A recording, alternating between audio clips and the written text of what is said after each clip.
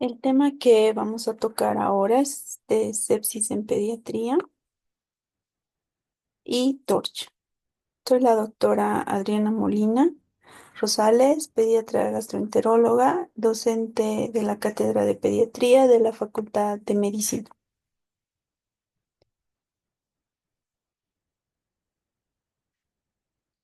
Como definición, la sepsis neonatal se define como una condición sistémica de origen bacteriano, viral o fúngico que se asocia a cambios hemodinámicos y hallazgos clínicos. La mortalidad oscila entre un 13 y 50%. La mortalidad neonatal en el ENSA 2016 ha sido registrado de 15 por 1000 nacidos vivos. Dentro de estas causas de mortalidad, la sepsis es responsable de un 30 a un 40% de las muertes. Existe una diferencia entre lo que es la sepsis temprana y la sepsis tardía. La sepsis temprana está dada en las primeras 72 horas y la sepsis tardía de 4 a 28 días. Respecto a la etiología de ambas, es diferente. En la sepsis temprana está relacionada al embarazo, al parto y tiene mayor mortalidad, al contrario de la sepsis tardía que está relacionada más por maniobras y el actuar médico-asistencial, es decir, intubación, uso de catéteres. Dentro de los factores de riesgo, tenemos que en la sepsis temprana, el agente etiológico más frecuente es el estreptococo betemolítico del grupo B. Ese es el principal. Sin embargo, también puede considerarse otros agentes gram negativos como la Escherichia coli, Klebsiella, Proteus y Serratia. En la sepsis tardía es considerada nosocomial, principalmente por Staphylococcus epidermidis, Staphylococcus aureus, Pseudomonas aeruginosa, Klebsiella, Candida albicans. Los factores de riesgo, especialmente en la sepsis tardía, son la prematuridad y en los pacientes en los cuales se realiza procedimientos invasivos, como ser la colocación de catéteres. Dentro de los antecedentes maternos, se ha establecido la conducta sistemática ante la presencia de la triple I, que quiere decir inflamación, infección intramniótica o ambas, que es para separar las embarazadas que tienen fiebre materna aislada de una infección materna propiamente dicha. Esta clasificación de la triple I se refiere a la fiebre materna aislada, la sospecha de la triple I y la triple I confirmada. La fiebre materna aislada es la temperatura oral materna mayor o igual a 39 grados, con fiebre documentada, y en caso de la que la temperatura oral se encuentre entre 38 y 39 grados, debe repetirse la medición a los 30 minutos. Y en caso de que el valor nuevamente se encuentre superior a 38, también eh, debe ser documentada. La sospecha de la TPI es la fiebre sin una fuente clara o alguna de las siguientes: taquicardia fetal, con taquicardia mayor a 160 latidos por minuto durante 10 minutos o más. Se debe excluir fluctuaciones rápidas o lentas, conteo de glóbulos blancos maternos mayores a 15.000 y fluido purulento proveniente del cuello uterino. Y la triple I confirmada son todas las de arriba, más una infección amniótica probada con tinción gram positiva, un nivel bajo de glucosa cultivo positivo en el líquido amniótico y un estudio patológico placentario que muestre características diagnósticas de la infección. Dentro de los factores de riesgo tenemos los factores de riesgo maternos y factores de riesgo del recién nacido. Los factores maternos son el parto o cesárea de emergencia, hipertensión arterial materna, ausencia de controles prenatales que mínimos deberían ser 4, la paridad y la duración de la gestación, prematuros o postérminos, infecciones maternas, toxemias, rotura prematura de membranas, fiebre materna, coriamnionitis o el parto que se considere distóxico, colonización materna por Streptococcus agalactiae. Y los factores de riesgo de recién nacidos son el sexo masculino, la prematuridad, el peso bajo al nacer, la vitalidad disminuida, que es valorada por el APGAR, con un Auger menor a 5, maniobras de reanimación en las que se utilicen bolsas autoinflables, medicamentos, ventilación mecánica, uso de catéteres centrales. Dentro de la patogenia tenemos que el neonato tiene mayor predisposición a sepsis porque su inmunidad innata y su inmunidad adquirida son deficientes. Hay que tener en cuenta que la piel, que es una superficie amplia de este recién nacido, es un factor predisponente por el uso invasivo de dispositivos, catéteres, intubaciones, sondas, ¿no? Especialmente en la sepsis tardía. En relación a la inmunidad innata, los neutrófilos están disminuidos en número. Los monocitos tienen poca capacidad de reclutamiento y quimiotaxis. Si bien los monocitos son en mayor cantidad mientras más prematuro es el recién nacido, estos tienen poca capacidad funcional. Los macrófagos tienen poca capacidad proinflamatoria. Está deprimida esta capacidad de los macrófagos. La cascada del complemento solo tiene el 10 al 80% de los niveles del adulto.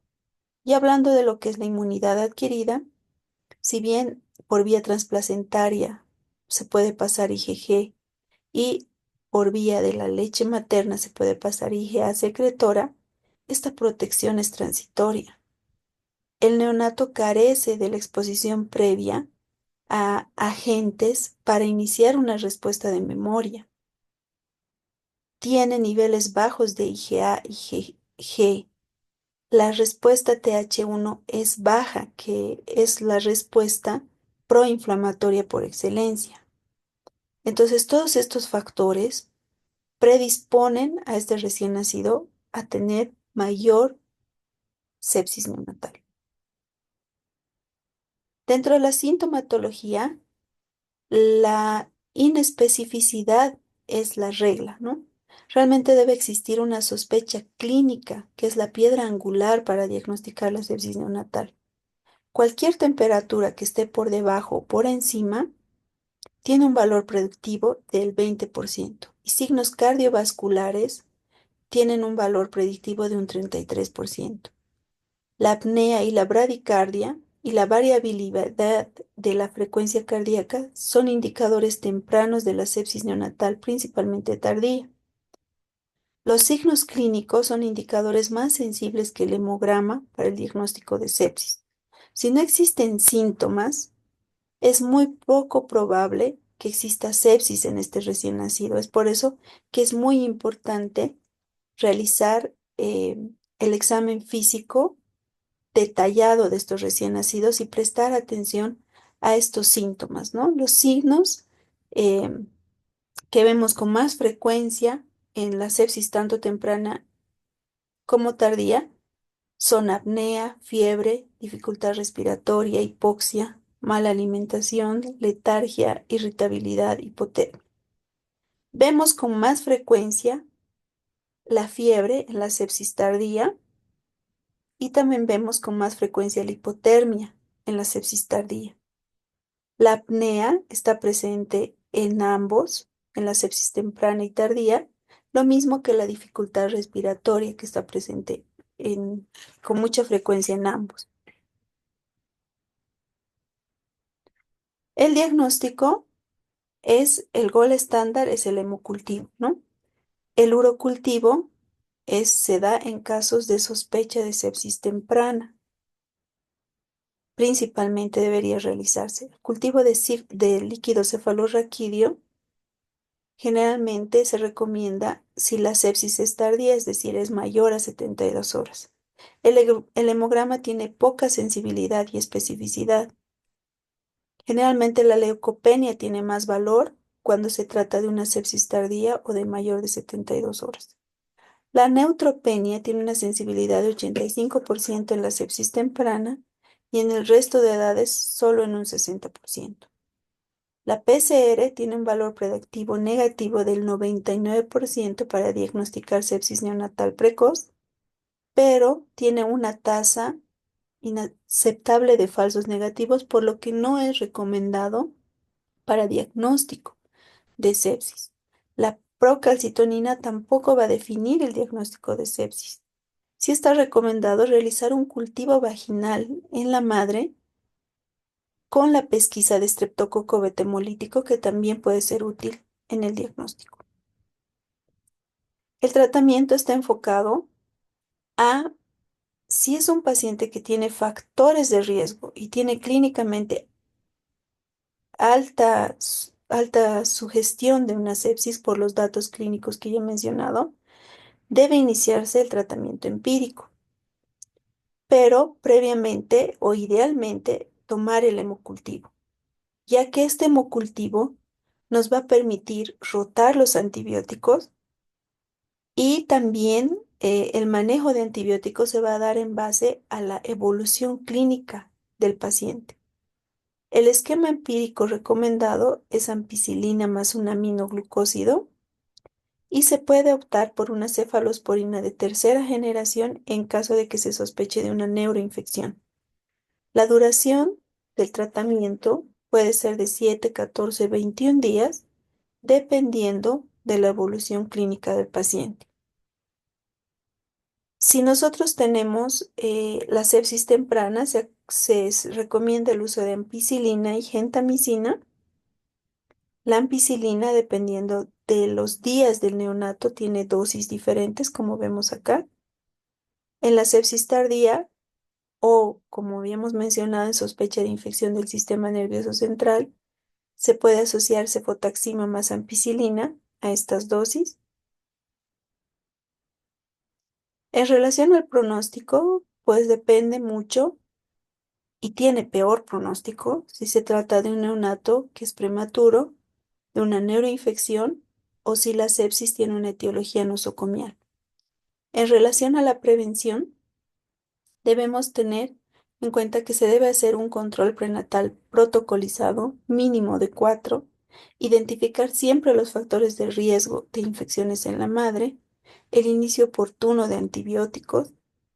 Se debe tener normas hospitalarias protocolizadas para el cuidado de los neonatos y en relación a las complicaciones puede darse una falla multiorgánica, muerte. Como habíamos dicho, es el responsable del 30-40% de las muertes neonatales, la sepsis, y siempre iniciar los antibióticos de forma oportuna y siempre justificando el inicio de los mismos, porque como ya hemos mencionado, el diagnóstico de sepsis es clínico y con alta sospecha para iniciar de forma oportuna los antibióticos. En relación a TORCH y otras infecciones adquiridas en el útero, TORCH se refiere a la toxoplasmosis rubeola citomegalovirus, virus del herpes simple, se transmite de forma vertical, tiene una causa importante de mortalidad. Existen otros patógenos como la hepatitis B, C, VIH, sífilis, enfermedad de Chagas, virus Zika, varicela, parvovirus B19. Dentro de la epidemiología no se tienen datos en Bolivia. Sin embargo, del 2 al 3% de las anomalías congénitas son secundarias a este tipo de infecciones. Se registra 1.2 millones de discapacidad relacionada especialmente con toxoplasmosis. Se registra también 1 millón de casos de síndrome de rubiola congénita y la prevalencia de TORCH varía en todo el mundo. Dentro de las manifestaciones clínicas, son manifestaciones clínicas muy floridas. Se ve ictericia, exantema, hidrocefalia, calcificaciones intracraneales. Pero de acuerdo a este cuadro, podemos ver que dependiendo de el germen o del agente etiológico, puede tener varios tipos de sintomatología, ¿no? Por ejemplo, la toxoplasmosis se registra con ictericia, exantema, anemia, trombocitopenia, hidrocefalia, ¿no? Calcificaciones, microcefalia, corioretinitis, retraso, hipoacusia, hepatoesplenomegalia, ¿no? Y así con cada agente etiológico.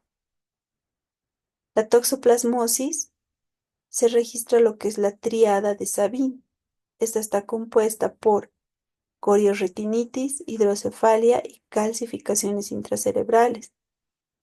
La madre se contagia muy cerca de la fecundación o durante el embarazo, y eso puede llevar a un deterioro fetal muy importante. Si sobrevive este feto, va a tener muchas secuelas, especialmente a nivel del encéfalo y a nivel de los ojos. En caso de que el contagio se produzca durante las primeras semanas, existe mayor deterioro en el recién nacido.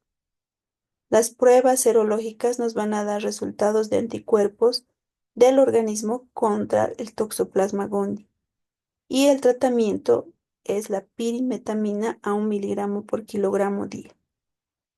La rubiola se detecta o se da con datos clínicos como la tetrada de Greg. Esta se manifiesta con cardiopatía, persistencia del conducto arterioso, catarata congénita, microcefalia y sordera neurosensorial. El 90% de los fetos que tengan una infección antes de los 3 meses van a presentar esta tetrada.